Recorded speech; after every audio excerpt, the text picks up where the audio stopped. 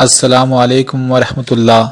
جی سوال ہے، کیا نماز پڑھنے کے بعد جائے نماز کا ایک کونا ایک طرف سے فولڈ کر دینا چاہیے، موڑ دینا چاہیے؟ کیا یہ ضروری ہے؟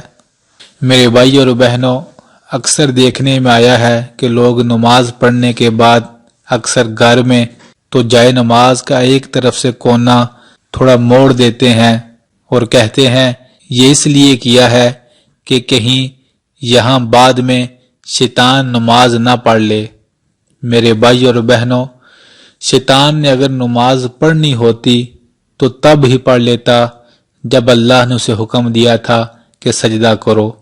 اور دوسری بات، اگر شیطان نے نماز پڑھنی ہے تو وہ مسجد میں نہیں پڑھ سکتا جہاں سارے جائے نماز بالکل کھلے پڑے ہوتے ہیں۔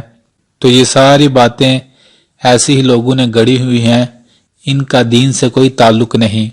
لہٰذا اگر کوئی بندہ نماز پڑھنے کے بعد جائے نماز کا ایک کونا نہیں موڑتا تو اس میں کوئی گناہ، کوئی حرج نہیں، لیکن دین اسلام کا اس چیز سے کوئی تعلق نہیں۔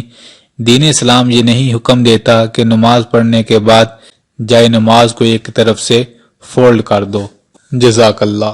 اللہ رب العالمین سے دعا ہے کہ وہ ہم سب کو ڈیلی بیسس پر دین سیکھنے کی توفیق عطا فرمائے، آمین ثم آمین۔ میرے بھائی اور بہنوں، اگر آپ یہ سمجھتے ہیں کہ آپ کے شیئر کرنے سے کسی مسلمان کے علم میں اضافہ ہوگا تو ضرور شیئر کیجیے گا، یہ آپ کے لیے صدقہ جاریہ ہوگا۔ جزاک اللہ۔